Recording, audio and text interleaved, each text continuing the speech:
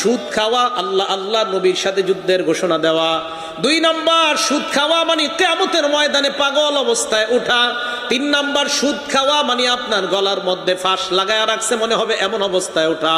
4 number সুদ খাওয়া এলাকার জন্য আল্লাহর আযাব বৈধ করা। 5 নাম্বার সুদ খাওয়া মানে এলাকার মধ্যে খাদ্যের অভাব দেখা দেওয়া, ফসলে বরকত না হওয়া। 6 নাম্বার সুদ খাওয়া পেটটা বিশাল বড় বাড়ির মতো হওয়া, পেটের মধ্যে সাপ দেখা যাওয়া। 7 নাম্বার সুদ খাওয়া আপন মায়ের সাথে ব্যভিচার করা। 8 নাম্বার সুদ খাওয়া মানে আপনার দুনিয়া আখিরাত ধ্বংস করা। 9 নাম্বার সুদ খাওয়া মানে কিয়ামত পর্যন্ত রক্তের নদীর মধ্যে সাঁতার কাটতে থাকা। কিসের নদী? জোরে বলেন কিসের নদী? সহিহ বুখারী হাদিস নাম্বার 2085, সহিহ বুখারী হাদিস নাম্বার 7047।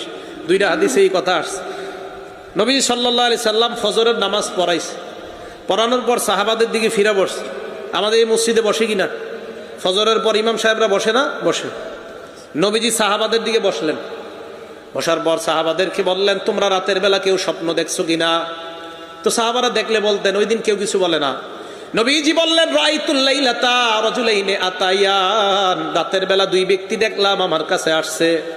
আসার পর ফাবতাসানি, আমাকে জাগ্রত করছে। জাগ্রত করার পর আমাকে বললেন, ক্বালা লি ইনতালিক, আমাকে বললেন চলেন। আমি চলতে লাগলাম, চলতে চলতে ইলা আরদিন মুকাদ্দাসা, একটা পবিত্র জমিনের কাছে আসলাম। এই জায়গায় হাদিসটা সংক্ষেপ, এটা মজার হাদিস, ওলামায়ে কেরাম জানেন, এরপরে বলছি 7047 বুখারী।